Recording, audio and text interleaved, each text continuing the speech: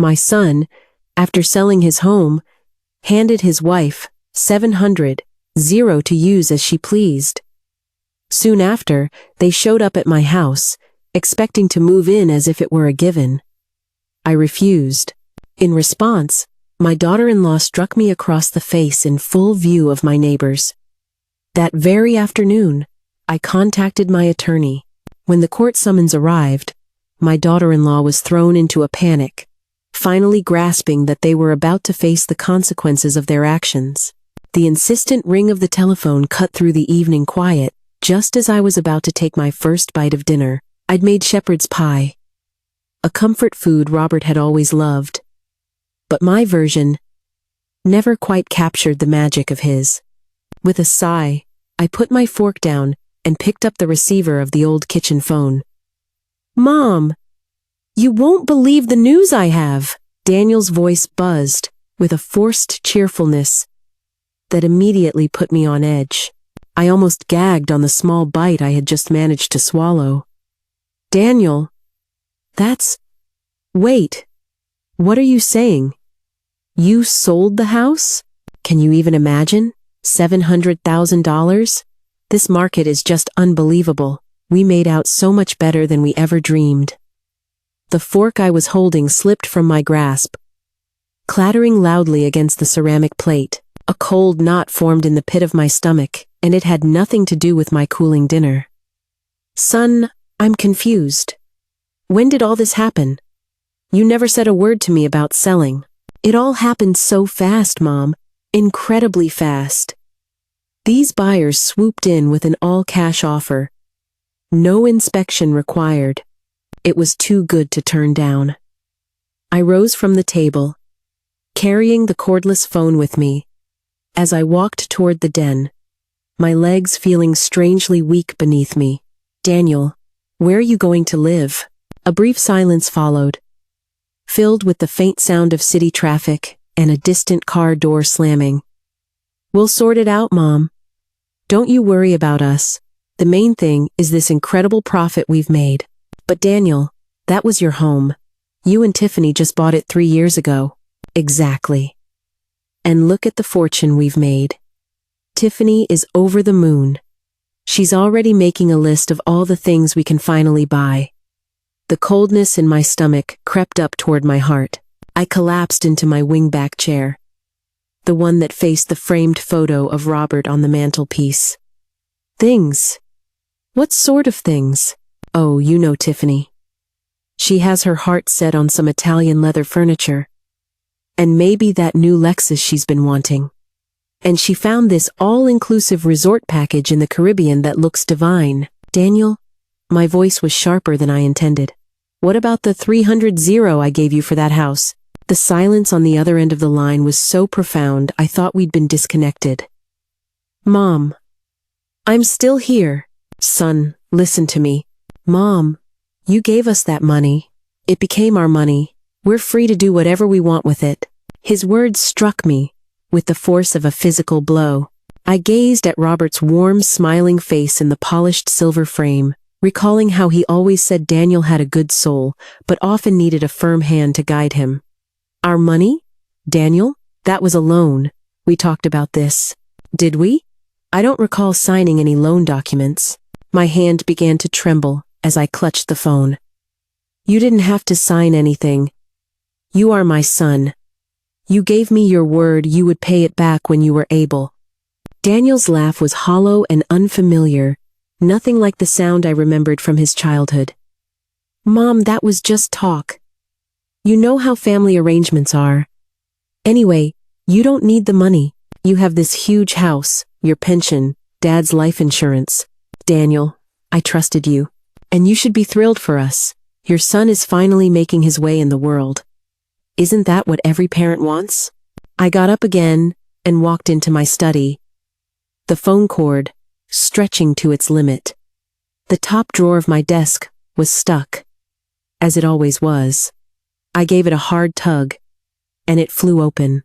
I pulled out the familiar beige folder I kept tucked in the back. "Daniel, I'm looking at the bank statements right now. A 300 withdrawal from my retirement fund. dated June of 2022. You told me it was for your dream home, and you swore you would pay me back. Mom, just let it go. We are family. Family is supposed to help family. Help each other? What about helping me? What about honoring your promise? Look, I have to go. Tiffany's waiting for me. We have errands to run. Thanks for being so understanding. Daniel, wait! But the dial tone was already buzzing in my ear. I stood there, holding the phone, staring at the financial documents spread across my desk. 3 years ago, these papers had felt like symbols of hope, maternal love, and trust. Now, they felt like exhibits in the case of the greatest misjudgment of my life. I placed the receiver back on its base and picked up the loan paperwork again. My signature was written in a confident, trusting script. Daniel's handwriting was there too. Not on a legal form, but on the thank you card he had given me. Mom, you're the best. We will absolutely pay you back. Love, Daniel and Tiffany. The words swam before my eyes as I held the card under the glow of my desk lamp. Outside, the November wind howled, rattling the old windows of my now silent house. The thank you card shook in my hands. Daniel's handwriting was the same as it had been since he was a boy. A rushed, looping cursive I'd seen on countless school projects and Mother's Day cards. But now, those familiar letters seemed to form words of pure deceit. I put the card down and unfolded the bank statement from June 2022. There it was in black and white. Withdrawal, 300, 0, from my retirement savings. It was the single largest sum I had ever moved, and I had done it without a moment's hesitation. The memory of that day surfaced with painful clarity. It was a bright Sunday afternoon in late spring. The windows were open, and the sound of birdsong filled the backyard. Daniel and Tiffany were seated at my kitchen table, her hand resting supportively on his arm as he laid out their predicament. Mom, we found the perfect house, but we're 300, 0 short for the down payment. I was brewing a pot of coffee, the same dark roast I've had every morning for 30 years. The rich aroma filled the room as I listened to my son's earnest voice. The sellers are looking for a quick sale, Tiffany had chimed in, her smile radiating gratitude. We've never asked you for anything like this before, but we just didn't know who else to ask. I remember setting the coffee pot down and looking at their youthful faces, so full of hope and excitement. Daniel seemed on edge, nervously twisting the wedding band on his finger. Tiffany kept tucking a strand of hair behind her ear, a habit of hers when she was trying to seem especially charming. Of course I'll help you, I'd said. This is for your future. The relief that washed over Daniel's face seemed so real and heartfelt at the time. He jumped up and gave me a hug, a rare gesture from him these days. Mom, you're incredible. We'll definitely pay you back. I know how much money this is. Don't worry about rushing, Daniel. The most important thing is that you and Tiffany are happy. You both deserve a wonderful home. Even Tiffany had tears welling in her eyes that day as she thanked me again and again, calling me the kindest mother-in-law anyone could ask for. I poured myself a small glass of brandy, something I rarely did on a weeknight. The fiery liquid burned its way down my throat, a sensation that felt strangely fitting. My whole world felt like it was on fire. That afternoon in 2022, I had felt like the proudest mother alive. My son needed my help, and I was in a position to give it. Robert would have been so proud of me. He always believed that family was the most important thing, but where was that grateful, respectful son who made all those promises? When had he transformed into this stranger who mocked my trust and dismissed my generosity as if I were a fool? I walked over to the window and gazed out at the quiet, darkened street. Mr. Peterson's porch light cast a warm glow, and I could see Mr. Schmidt retrieving his mail, even though it was well after 9:00 p.m. Just ordinary people leading ordinary lives, likely never imagining that their own child could betray them so profoundly. The bank documents felt heavier in my hands when I picked them up again. They were no longer just pieces of paper, but tangible evidence of my own gullibility. I had signed my name with such certainty, placing my faith in promises that were apparently meaningless. Back at my desk, I arranged the papers in chronological order. The withdrawal slip from June 15th, 2022. The thank you card dated June 20th. The photos Daniel had sent me of their new house a month later. It was all a record of a time when I believed my son was a man of integrity. Robert's photograph seemed to watch me from across the room. I had captured that expression during our last Christmas together, a look of patience, wisdom, and gentle amusement at something I'd just said. What would he think of all this? What would he advise me to do? I already knew the answer. Robert never let anyone take advantage of him, not even his own family. Especially not his own family. The brandy was almost gone when I finally placed the folder back in the desk drawer. The documents would still be there in the morning. A testament to Daniel's broken promises and my own misplaced faith. But as the evening wore on, for the first time since that phone call, I felt something other than shock and pain.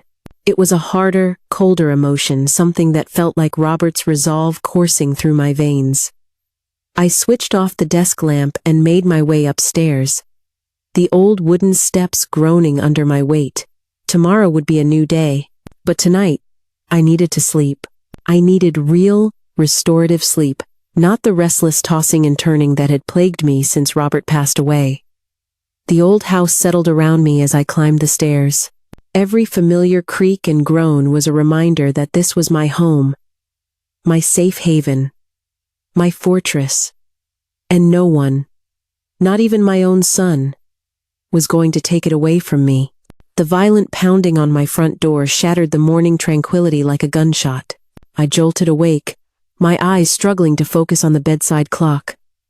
7:15 a.m. The knocking came again, louder and more insistent. I stumbled out of bed to the window and pulled back the edge of the curtain. A large moving truck was parked in my driveway. Daniel's sedan was parked right behind it, its trunk wide open and overflowing with suitcases. The knocking started again, more aggressive than before. I quickly threw on a robe and slippers and rushed downstairs. Through the frosted glass of the front door, I could make out two silhouettes, one taller than the other. My hands were trembling as I unlocked the deadbolt. Daniel stood on my porch, a wide grin on his face as if it were Christmas morning. Beside him, Tiffany clutched a designer suitcase, her makeup impeccably applied despite the early hour. "Hi, Mom. We're here." I just stared at them, my mind struggling to process the scene. "What is all this, Daniel?" "Well, since we sold the house, we need a place to stay," he said, gesturing toward the moving truck, as if it were the most obvious thing in the world. "We figured we'd stay with you for a bit, just until we find a new place." The chilly November air cut right through my thin robe. "No, absolutely not. You are not staying here." Daniel's smile wavered. "Mom, don't be so selfish. You've got all this space, and we're your family." He started to step forward, clearly intending to push past me, but I blocked the doorway, my hands gripping the frame for support. "This is my house. You made your decision." "Our decision?" Tiffany's voice was as sharp as shattered ice. "We're family. Family is supposed to help each other out when they're in need." I looked at her perfectly coiffed hair, her expensive coat, and the diamond studs that glittered in the morning sun. "In need? You just made 700 from selling your house. That money is already spoken for," Daniel said, his tone turning icy. "Tiffany has needs, Mom. Important needs. More important than having a roof over your head?" Across the street, I saw Mr. Peterson in his front yard, pretending to be absorbed in his morning newspaper but obviously listening to every word. The curtains in Mrs. Peters' Gable's window twitched. Mom, you're being completely unreasonable. Daniel's voice rose, carrying across the quiet suburban street. We're not asking for a handout. We're just asking for a temporary place to stay after you stole 300 from me. We didn't steal anything. Tiffany stepped forward, her face flushed with anger. You gave us that money. It was a gift. It was a loan. Then where's the contract? Daniel challenged. Show me a signed loan agreement. The morning air was getting colder, and I clutched my robe tighter. More neighbors were becoming visible now.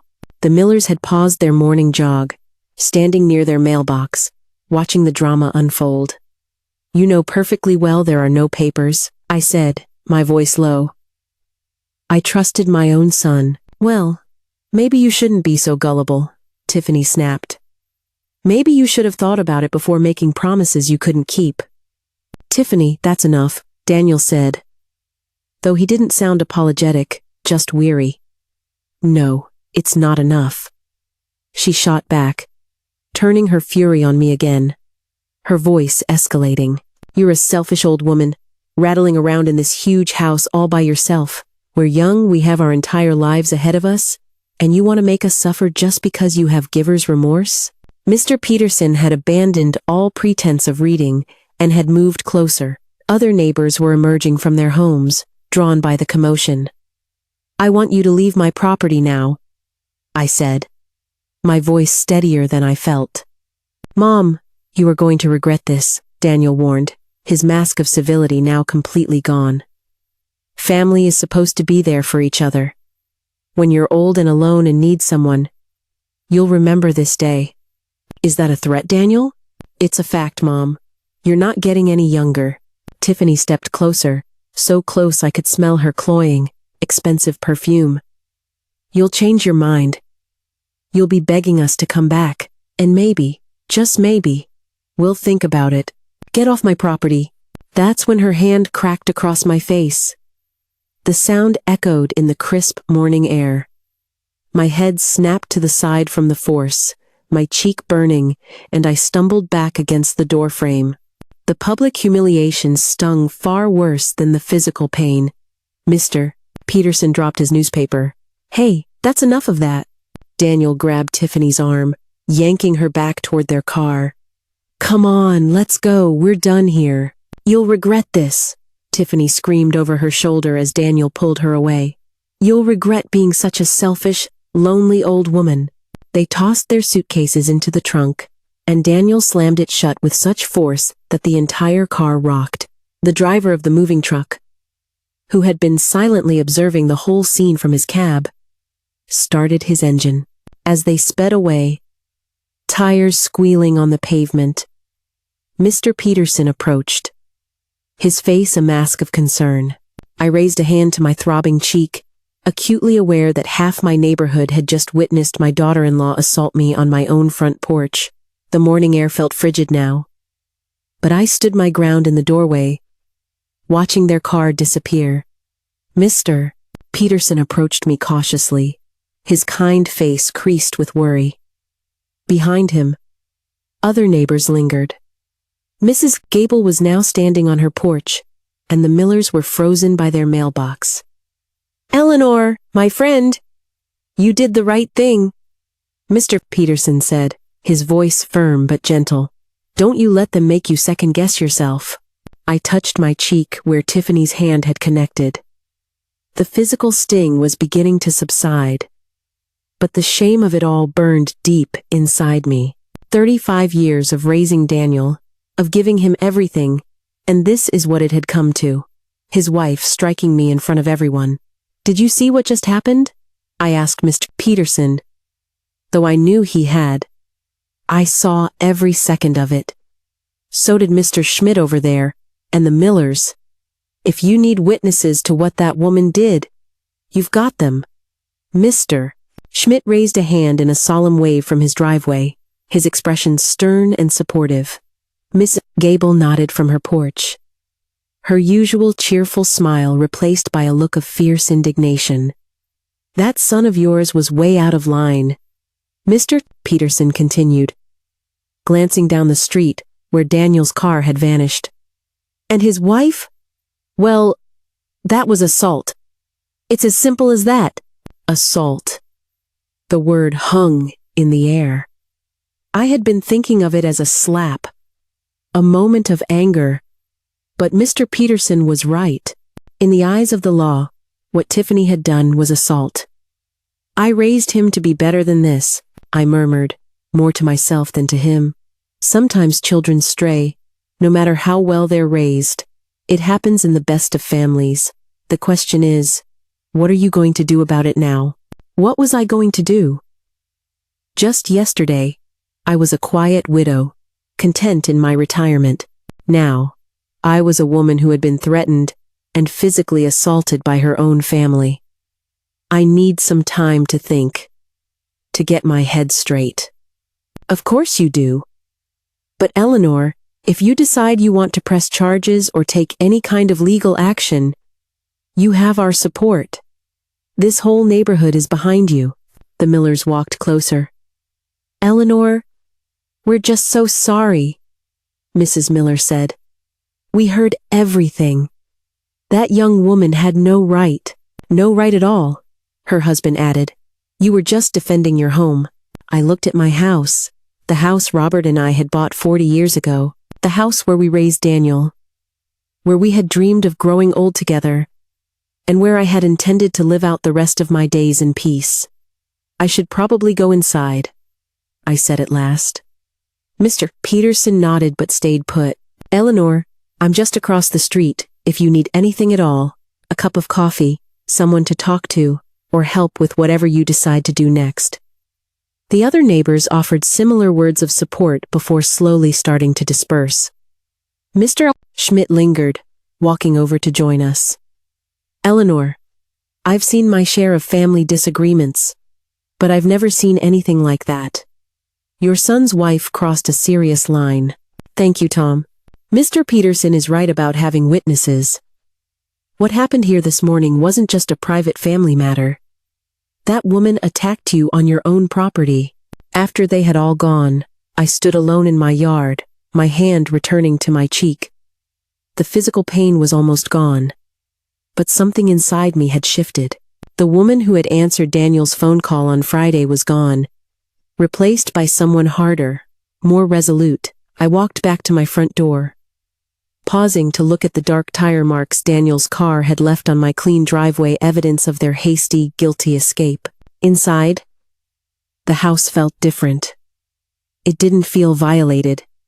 It felt more like a fortress.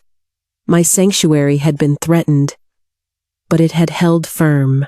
I was still here, still the owner of this place they had tried to lay claim to.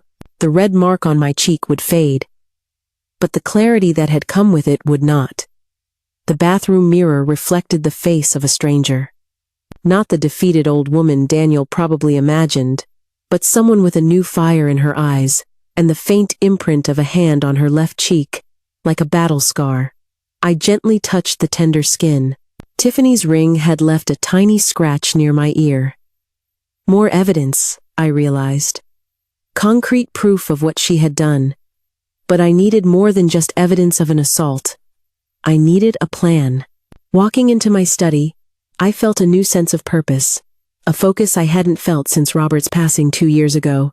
The morning's humiliation had burned away a layer of softness in me, revealing the meticulous accountant I had been for 40 years, methodical, practical, and relentless when it came to solving a problem. And Daniel had just become a problem that needed to be solved. I sat down in my favorite chair and opened the desk drawer where I kept all my important files. My system was precise and alphabetical, a habit ingrained from my long career. Under D for Daniel, I found the folder I was looking for. The loan agreement was right where I had left it, inside a large envelope labeled Daniel, House Loan 2022. I pulled the documents out, handling them with the care one would give to a legal weapon. Robert's photograph on the desk seemed to smile at me with encouragement. He had always said I was too soft when it came to Daniel, too quick to give in without protecting myself. Fight for what's right. Eleanor, He'd once told me during a dispute we had with a dishonest contractor. Being kind doesn't mean you have to be a doormat. It was time to stop being a doormat. The contract was 8 pages long, printed on the official letterhead of my lawyer, Arthur Vance. I put on my reading glasses and began to scrutinize every clause, every sentence, every word that Daniel had agreed to when he signed his name 3 years ago. Principal amount: 300, 0. Term: 5 years, with payments scheduled to begin in January 2023. And then, the default clause. If payments were missed for a period of more than 90 days, the entire balance would become due immediately. Daniel hadn't made a single payment, not $1 in almost 3 years. According to the legally binding contract, he owed me the full 300, 0, plus all the accumulated interest at an annual rate of 8%. I reached for my old calculator, the same one I'd used for decades. Principal: 300, 0. Interest for 3 years: 72, 0. Total amount due: 372, 0. My hands were perfectly steady as I wrote down the final figure on a legal pad. Daniel thought he was being clever by claiming the money was a gift. But contracts don't forget.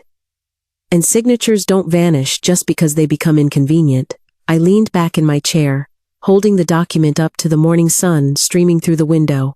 Daniel's signature was there, clear as day, witnessed by Arthur and notarized by his legal assistant.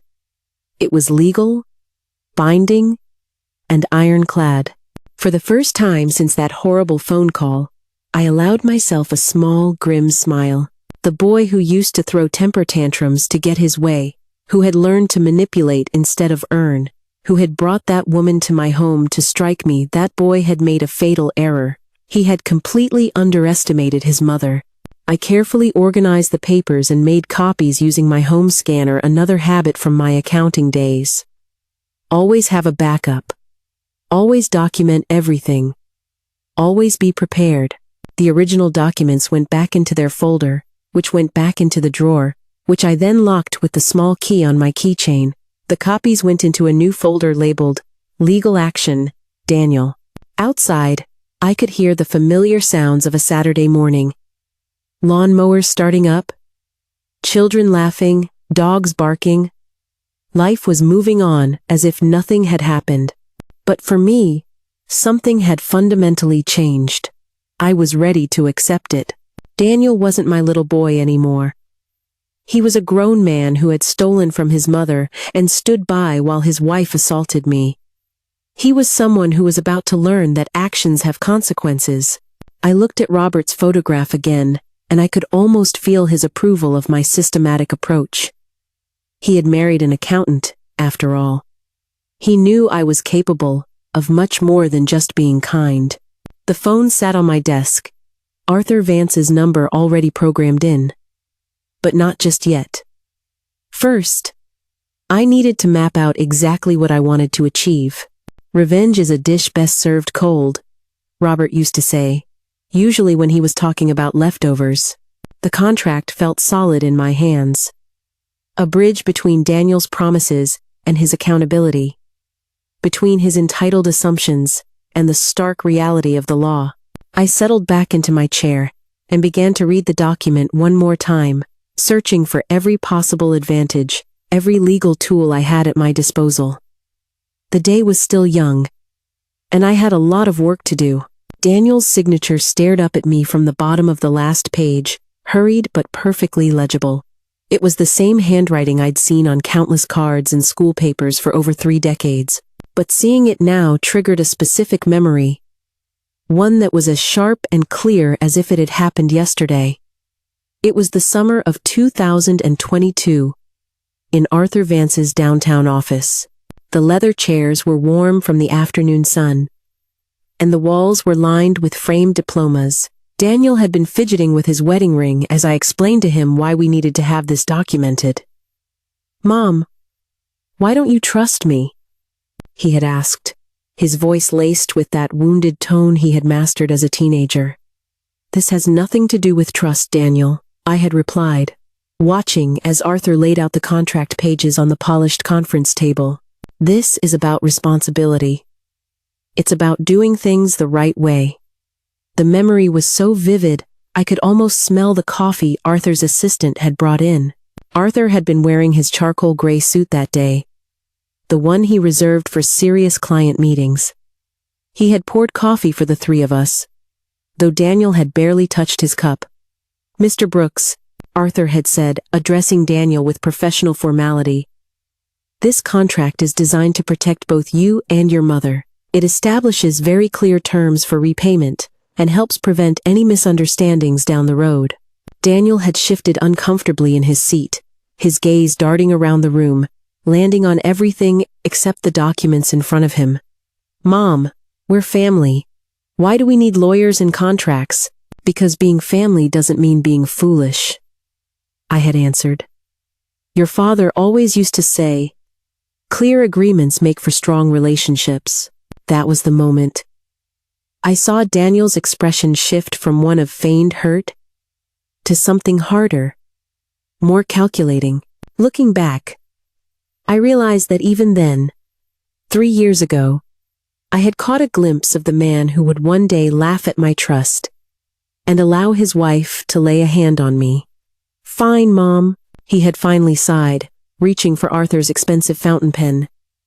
"If this makes you feel better." But it hadn't made him feel better. I could see that clearly now, remembering the way his hand had hesitated before signing each page, the way he had questioned the default clauses twice, and the way his voice had tightened when Arthur explained that the full amount would become due if he failed to make payments. "Mr. Brooks," Arthur had asked him directly, "do you fully understand that this document creates a legally binding obligation? This is not a gift that can be overlooked or forgotten." "I understand," Daniel had replied, though his tone made it clear that the only thing he understood was that he needed to sign the papers to get the money. The irony of it all was staggering. Daniel's very reluctance to sign had been my first red flag that he wasn't taking the agreement seriously. But his signature, whether given willingly or not, was what made the contract unbreakable. I closed my eyes, recalling the rest of that day.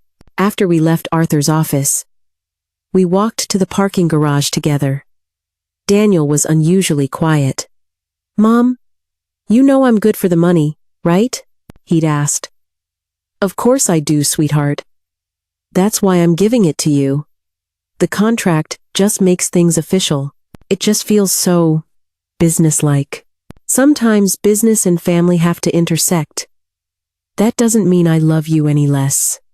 He had given me a quick, almost awkward hug before getting into his car. "Thanks, Mom, for everything." Those were the last truly grateful words I ever heard from him. Now, sitting in my study 3 years later, with his signature magnified under my reading glasses, I finally understood what Arthur had been protecting me from. It wasn't just Daniel's potential inability to repay the loan. It was his willingness to deny that it ever existed. That contract was Arthur's gift to me, though I hadn't fully grasped its importance at the time. Every clause, every term, every legal safeguard had been meticulously crafted by a man who understood not only the law, but also the complexities of human nature. I reached for my phone, scrolled through my contacts, and found Arthur's number. It was a Saturday morning. He was probably at home with his wife, enjoying a peaceful weekend. But this was too important to wait until Monday. The phone rang twice before his familiar, steady voice answered. "Eleanor, is everything all right?" "Arthur, I need to see you, today if at all possible. It's about Daniel and the loan contract you drafted for us." There was a brief pause, and then his tone shifted from that of a personal friend to a professional attorney. "What's happened?" "They sold the house for $700,000. Daniel called me to say the money was theirs now and that he had no intention of ever repaying the loan. Yesterday morning, he and his wife showed up here demanding to move in. When I refused, she hit me." "She what?" "She struck me. In front of witnesses." "Arthur, I need to know what my legal options are." Another pause. This one longer. When Arthur spoke again, his voice was like granite. Eleanor, I can be at my office in 2 hours. Bring the contract with you. Every single page, every signature, every witness mark. It's time your son learned what his signature truly means. After hanging up, I sat back and looked at Robert's photograph. He was smiling in that picture, the same way he did whenever he was proud of a decision I had made. The contract felt heavier in my hands now. It was no longer just paper and ink. It was justice, waiting to be delivered. 2 hours had passed since my call with Arthur. The contract was spread out on my desk like a military strategy map, each clause now as familiar to me as my own name. I had eaten a simple lunch, collected my thoughts, and mentally prepared for the next step. At precisely 2:30 p.m., I dialed Arthur's office. Eleanor, I was expecting you to call. Arthur's voice was crisp and businesslike. I've reviewed our conversation and pulled up your file. Are you ready to move forward? More than ready. Good. Let's be very clear about your legal standing. The moment Daniel sold that house, he triggered the acceleration clause in the loan agreement. The entire principal amount is now immediately due, along with all accrued interest at 8% per year. I pulled my calculator closer, even though I had already done the math multiple times. What's the exact amount? $300,000 in principal plus $72,000 in accumulated interest. As of today, Daniel owes you a total of $372,000. The number was staggering. Daniel had not only stolen from me but had also sold the very asset that secured my loan, then had the audacity to demand he live in my home. And now, he owed me more money than he had probably ever imagined. What about the assault? That's a separate civil action, with the testimony from Mr. Peterson and your other neighbors.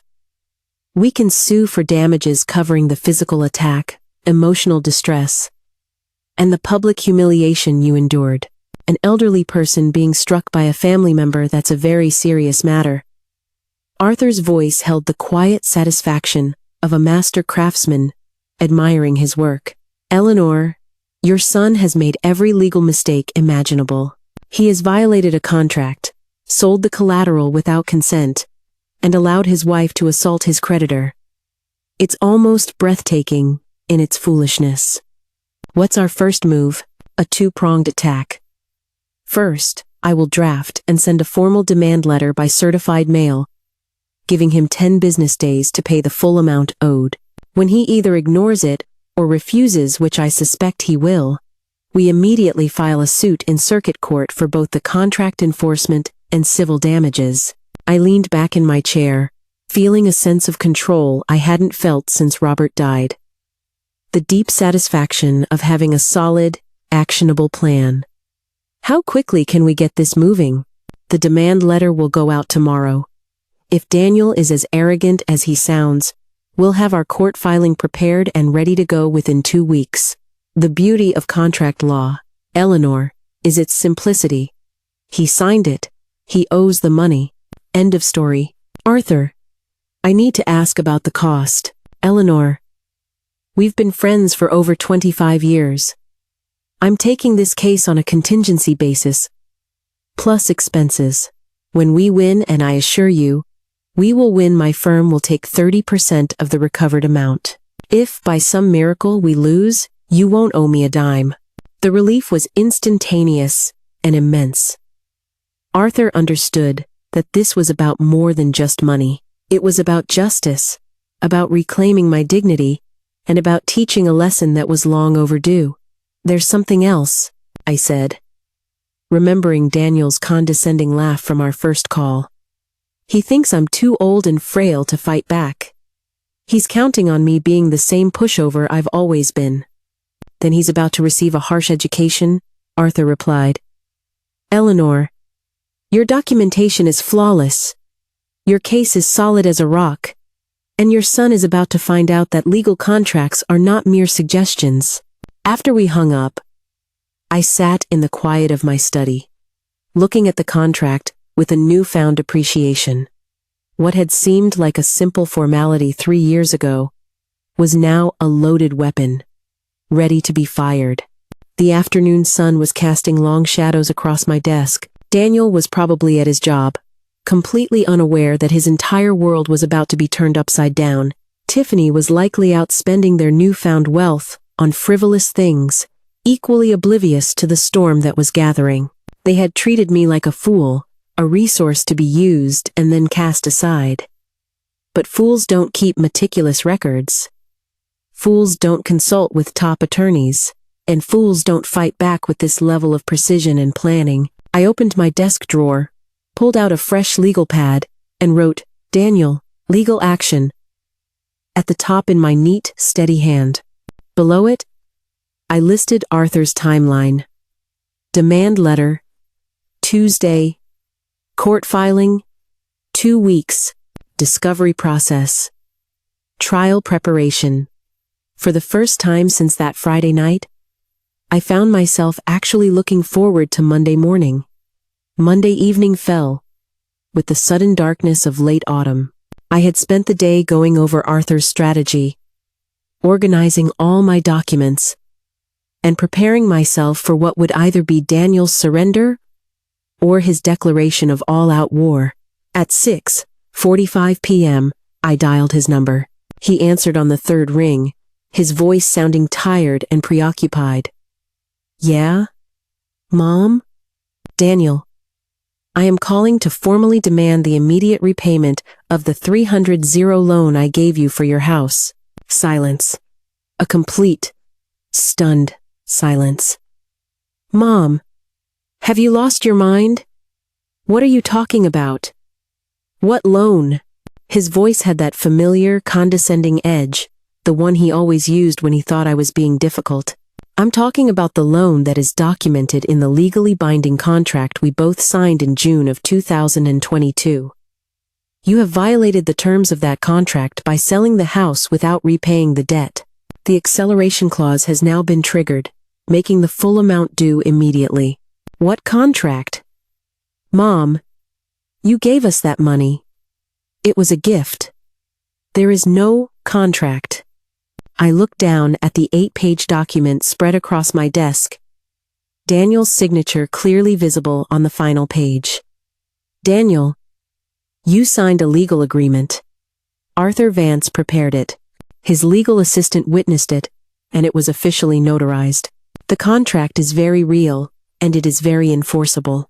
That worthless piece of paper doesn't mean a thing. You can't be serious." "I am perfectly serious. You owe me $372,000 the principal plus the accrued interest, as stipulated in the agreement you signed." Daniel's laugh was harsh and brittle. "300 and what? Mom, you have really gone off the deep end. Just you try and collect it. Go ahead. Try." "Very well, Daniel." The words came out, calm and resolute. "We will see you in court." 3 years of being let down, 2 days of meticulous planning, and a lifetime of avoiding conflict had all led to this single moment. Court? You're threatening to sue your own son over money you gave him as a gift? What kind of a mother does that? The kind of mother who honors her commitments and expects her children to do the same. The kind of mother who will not tolerate being assaulted by her daughter-in-law on her own front porch. That was barely a slap. You're making it sound like assault? Because that is precisely what it was. Assault and battery, committed in front of multiple witnesses. Mr. Peterson saw the entire thing, Daniel. So did the Millers and Mrs. Gable. I could hear Daniel's breathing on the other end of the line, rapid and shallow. His cocky bravado was beginning to crumble, replaced by a note of desperation. "Mom, this is insane. You're talking about tearing our family apart over some money. You tore this family apart the moment you decided my generosity made me a fool. I am simply seeking a legal remedy for a breach of contract. I'll fight you. I'll get my own lawyer. We'll prove that contract isn't worth the paper it's printed on. I hope you do get a lawyer, Daniel. Any competent attorney will inform you that a signed contract is legally binding. regardless of family ties. The line went quiet, save for Daniel's ragged breathing and the faint sound of Tiffany's voice in the background, sharp and angry. "This isn't over, Mom," Daniel said, his voice now laced with menace. "You're going to regret this. We will find ways to fight back that you won't see coming. Daniel, I am documenting every threat you make. My attorney will be very interested to hear your response to this legal demand." The line went dead. I gently placed the phone back in its cradle, then immediately picked it up again and dialed Arthur's home number. "Eleanor, how did it go?" "Exactly as you predicted." He started with complete denial, which turned into threats once he realized I was serious. He called the contract worthless paper and said he would fight us in court. "Perfect," Arthur said, denying the existence of a valid contract in the face of irrefutable evidence that's going to cost him dearly in legal fees when we win. "Did you document the conversation?" I wrote down every word, including his admission that Tiffany's assault was barely a slap, and his threats about finding ways to fight back. Arthur chuckled, a sound that was both warm and professional. "Eleanor, your son just handed us more ammunition for our case. The demand letter goes out first thing in the morning." After hanging up, I reviewed my notes from the call, transcribing Daniel's exact words while they were still fresh in my mind. His panic, hidden beneath a thin veneer of bluster, had been palpable, and his threats only served to strengthen our legal position. The contract lay before me, no longer just paper and ink, but a sword of justice, sharpened and ready for the fight. Daniel had called my bluff, and he was about to discover that it wasn't a bluff at all. The quiet of Thursday evening was shattered by the aggressive ringing of my phone. I glanced at the caller ID Daniel, and then at my watch. 8:30 p.m., right on schedule. Arthur's certified demand letter would have been delivered that morning. "Mom, what is this legal summons? Did you actually sue your own son?" Daniel's voice was strained with panic, a stark contrast to the dismissive arrogance he displayed on Monday. In the background, I could hear Tiffany's shrill, angry voice. "Daniel, you have received Arthur Vance's demand letter. You have 10 days to respond with payment in full." "Payment in full?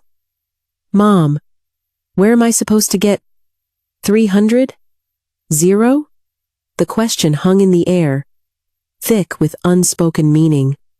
It was clear that Daniel had already burned through the 700, zero from the house sale, and couldn't even scrape together half of what he owed me. His financial desperation was now glaringly obvious. "That is not my problem. You signed a contract, Daniel. You need to honor your obligations. But families are supposed to stick together. How can you do this to your own flesh and blood?" I had been expecting this tactic, the emotional manipulation, the appeal to family loyalty. But something within me had hardened. Since the assault on Saturday morning, the woman who would have faltered at those words was gone. "You chose this path, Daniel. When you decided to steal from me, and then allowed your wife to strike me. Actions have consequences. Dad would never have approved of this. He would want our family to stay together." Daniel's invocation of Robert's memory felt like a punch to the gut, but not in the way he intended. Instead of guilt, a wave of protective anger washed over me. "Your father would be disgusted by your behavior. He believed in integrity, Daniel. He believed in keeping promises and treating people with respect. It was just a slap. It was nothing serious. You're blowing this all out of proportion." There it was. Daniel's admission, recorded and documented, that the assault did in fact happen. Arthur would be very pleased to hear about this particular confession. "Tell me, Daniel, if someone had slapped your father, would you have called it nothing serious?" Silence, followed by the sound of furious, muffled whispering. Tiffany's voice grew louder and more aggressive. "Give me that phone," I heard her demand, and then she was yelling into the receiver. "You selfish old woman. You are destroying this family over money." "Mrs. Brooks, I said, my voice formal and cold. Please be aware that your voice is being recorded. Feel free to continue making threats if you would like them to be documented for the court proceedings. The phone was abruptly snatched away from her. Daniel's voice came back on the line, but it was shakier now. Mom, please. Let's work this out. Just family. Talking like reasonable people. No lawyers, no courts. We had that opportunity on Monday. You called my legally binding contract worthless paper and threatened to fight me in court. Now, you are getting exactly what you asked for. You'll regret this. We'll find ways to stop you. Ways you won't even see coming. Daniel, I am documenting every single threat you make. Each hostile word you utter becomes another piece of evidence in our civil case. Civil case? Assault and battery. Intentional infliction of emotional distress. And now, intimidation of a witness. Your wife assaulted me in front of several neighbors, and you are now threatening me with retaliation for pursuing my legal rights. The breathing on the other end of the line became frantic. The full scope of his legal jeopardy was finally dawning on him. Mom, we don't have that kind of money. Even if we wanted to pay you, which we don't, we can't. Then you will need to figure out how to liquidate your assets, Daniel. Sell Tiffany's new Lexus, her jewelry, whatever it is you bought with my money. Either you sell it, or the court will seize it for you. This is blackmail. No, this is contract enforcement. There is a very significant legal distinction. More shouting erupted from Tiffany in the background. Then Daniel's voice, strained and desperate, came back on. Fine. If you want to tear this family apart, then you've succeeded. When this is all over, you will never see us again. I am looking forward to that outcome. The line went dead. I immediately dialed Arthur's number. My hands steadied despite the adrenaline pumping through my veins. Eleanor. I assume Daniel received our letter. He's in a full-blown panic. It was followed by attempts at manipulation and then more threats. He admitted the assault happened, claimed they don't have the money, and threatened me for taking legal action. Outstanding, Arthur said. His panic indicates he's spoken to a lawyer who has explained his actual legal position. The threats just give us additional causes for civil action. How are you holding up? I looked at the neat notes I had taken, documenting Daniel's descent into desperation, and then at Robert's photograph, his smile seeming to offer encouragement from the desk. Arthur, I feel like a woman who has finally stopped letting people walk all over her. Good, because tomorrow, we file everything with the court. Your son is about to learn that some mistakes can't be fixed with charm and manipulation. After we hung up, I sat in my study, reviewing my notes from the evening. Daniel's transformation from arrogance to sheer panic had been swift and absolute. The reality of legal consequences was finally breaking through his wall of entitlement. Justice, I thought, is a patient teacher. But its lessons, once learned, are never forgotten. Friday morning arrived with an unseasonable warmth. And with it, Mr. Peterson at my front door, a coffee mug in his hand, and a look of concern on his face. Eleanor, I hope you don't mind me dropping by. I've been thinking about what happened last weekend. I welcomed him inside, grateful for the company. The house had felt different since I had initiated the legal proceedings, not lonely, but filled with a sense of anticipation, like a theater just before the curtain goes up. Harold, I appreciate you checking in on me. Actually, there's something I wanted you to know. The whole neighborhood is talking about what your son and his wife did. And let's just say, the court of public opinion is not in their favor. We sat down in my kitchen, in the very same spot where Daniel had once sat, making promises he never intended to honor. What are people saying? Mr. Peterson took a thoughtful sip of his coffee. Well, Mrs. Gable saw the moving truck on Saturday morning. She was out getting her newspaper when she heard the shouting. By the time that woman slapped you, half the street was watching. I knew there had been witnesses, but I hadn't realized just how public the entire spectacle had been. Mr. Schmidt has been telling everyone about it. He said he's never witnessed anything so disgraceful. A grown woman striking an elderly person in her own front yard. People are very upset, Eleanor. Genuinely upset. The sense of validation was unexpected and deeply comforting. For decades, I had been the quiet neighbor, the woman who kept to herself. Now, in my time of need, my community was rallying around me. Harold, I need to tell you something. I've filed a lawsuit against Daniel for the breach of contract and for civil damages from the assault. Mr. Peterson's eyebrows shot up, but his expression remained steadfastly supportive. Good for you. It's about time someone held that young man accountable for his actions. I might need witnesses, people who saw what happened. You'll have them. Mrs. Gable has already told me she would be willing to testify if it comes to that. So have the Millers.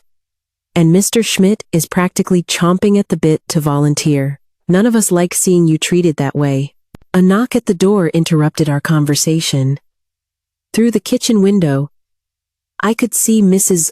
Gable holding a covered casserole dish. Eleanor, dear, I brought you some soup, she said when I opened the door. Her usual gentle smile was replaced by a look of fierce determination. I heard about the legal troubles with your son. News travels fast in this neighborhood. It should. What that woman did to you was shameful. Harold told me you might need witnesses for court.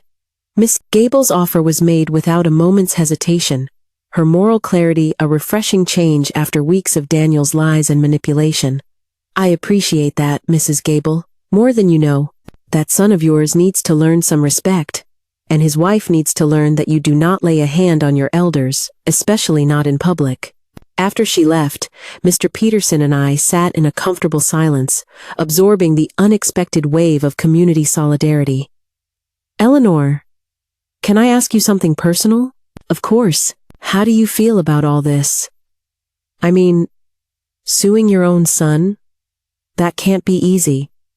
I thought about his question for a moment. A week ago, the idea would have torn me apart. Now it felt like the only logical course of action. Harold, I feel relieved. For the first time in years, I'm not being taken advantage of. I'm not being treated like a fool or an endless resource to be exploited. I am finally fighting back. Robert would be proud of you. That simple statement struck me more profoundly than any of Daniel's threats. Robert would be proud. He had always believed in standing up to bullies, in fighting for what was right, no matter who was on the other side. He often said I was too trusting when it came to Daniel, that I made excuses for behavior I would never tolerate from a stranger. Well, you're not making excuses anymore, Mr. Peterson said. He was right. The woman who had quietly absorbed Daniel's entitled demands for years was gone. In her place was a woman who understood that love without boundaries isn't really love at all. It's enabling. That afternoon, I got a call from Arthur.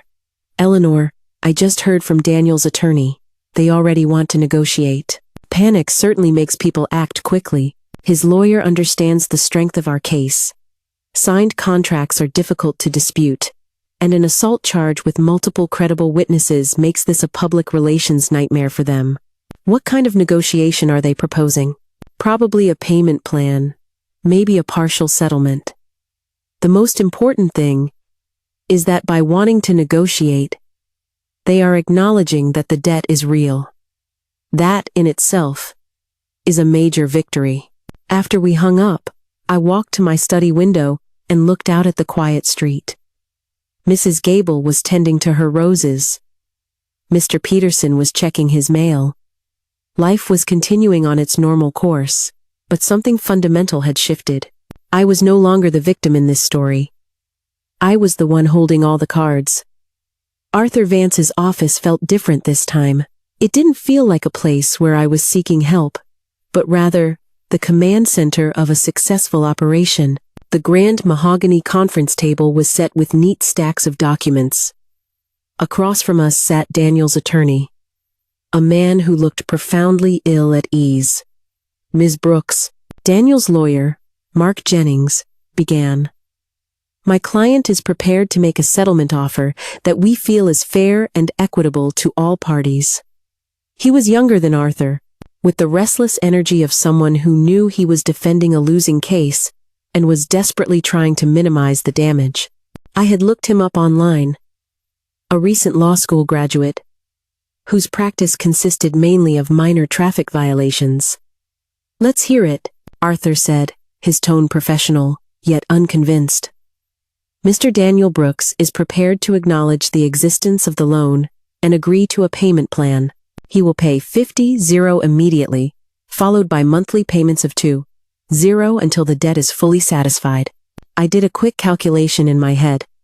At that rate, it would take over 12 years just to pay off the principal, without even touching the interest. I was 68 years old.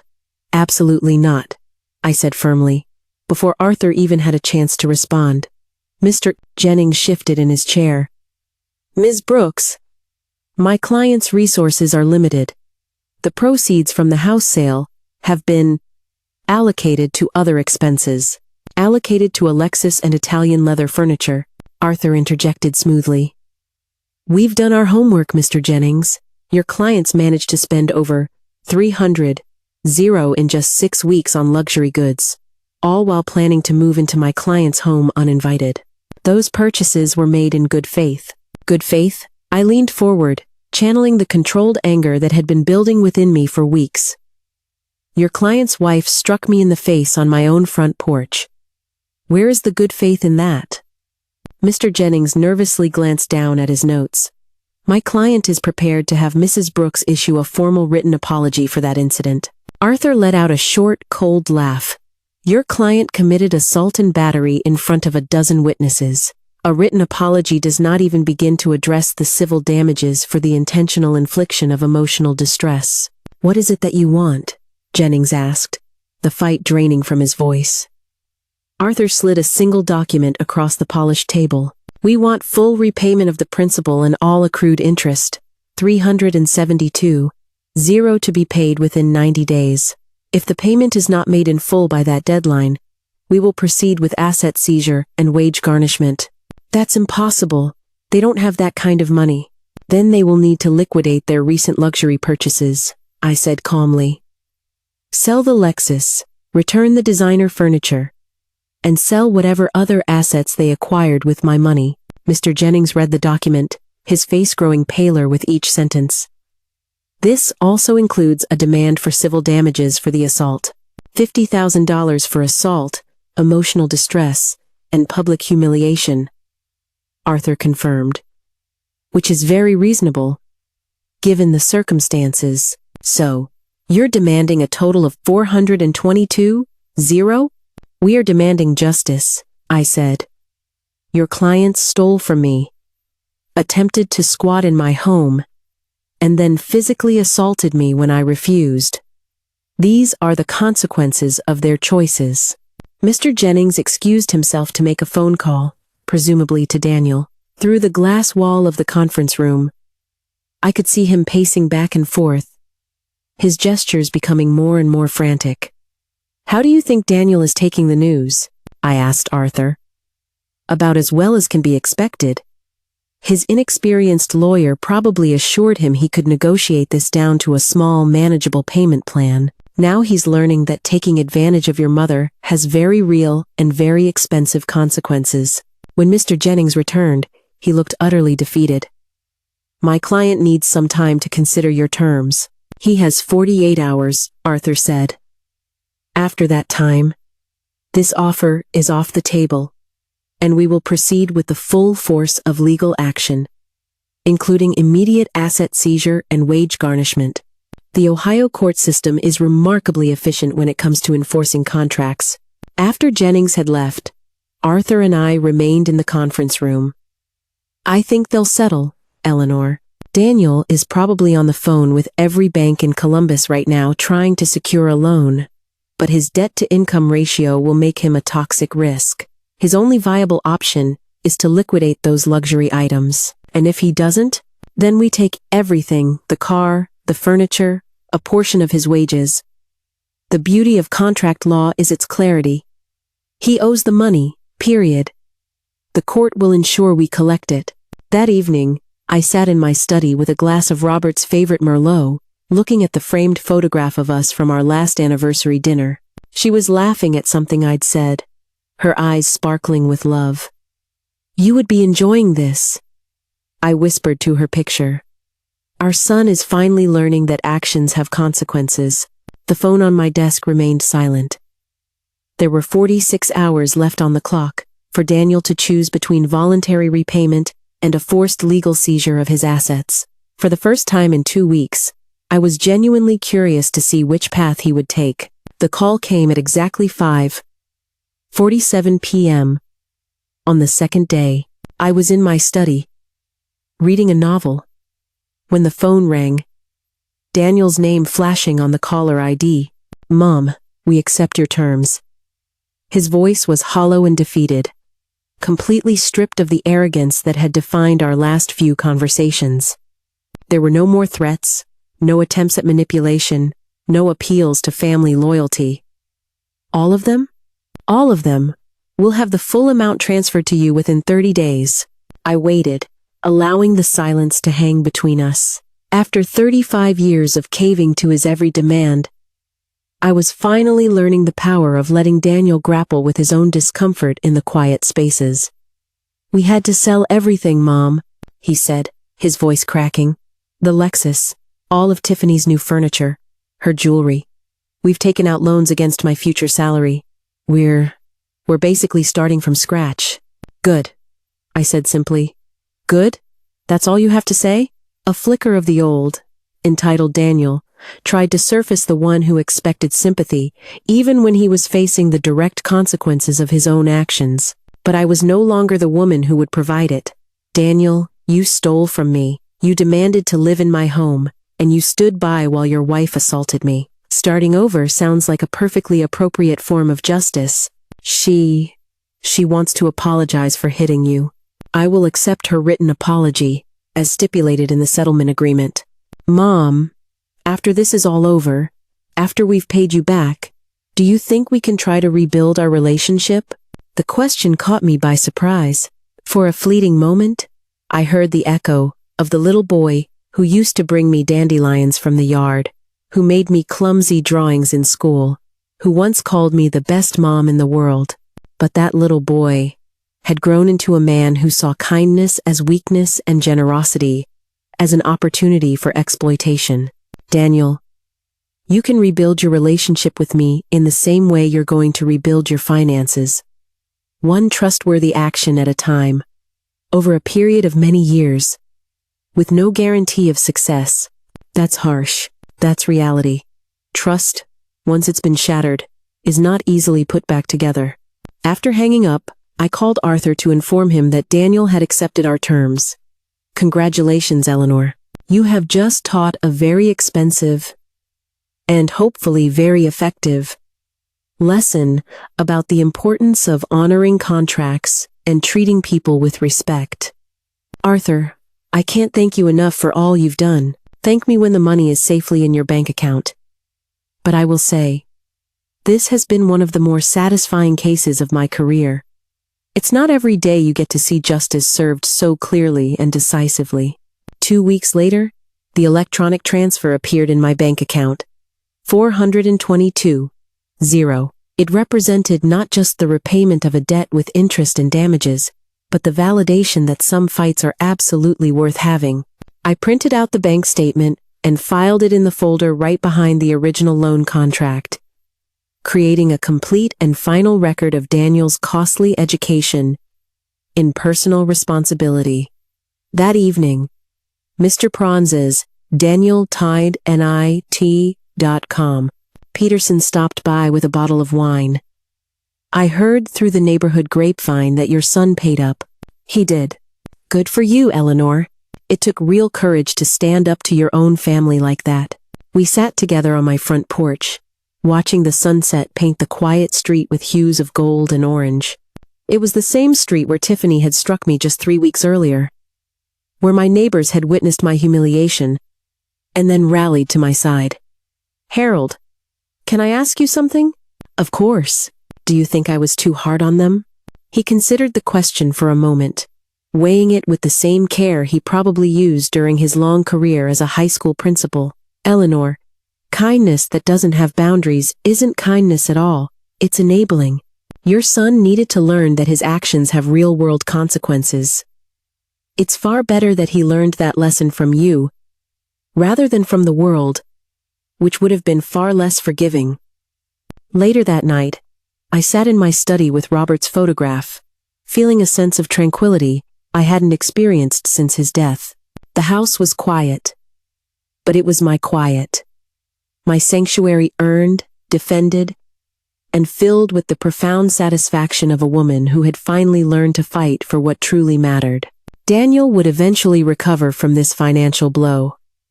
Perhaps he would even become a more responsible person because of it. Tiffany would learn that charm and manipulation have their limits. And I had learned that even the most patient people can find their inner strength when they are pushed too far. The phone will ring again one day. Maybe Daniel will call to report on the progress he's making in his life. Maybe he'll call to ask for advice instead of money. Maybe Mr. Peterson will call with some neighborhood news, or Arthur with updates on other cases. But tonight, the silence was perfect. I had reclaimed my life, my dignity, and my peace of mind. At 68 years old, I had finally learned that some battles are worth fighting, and that justice, though it may sometimes be delayed, is always worth pursuing. The contract was fulfilled, the lesson was learned, and I was finally free.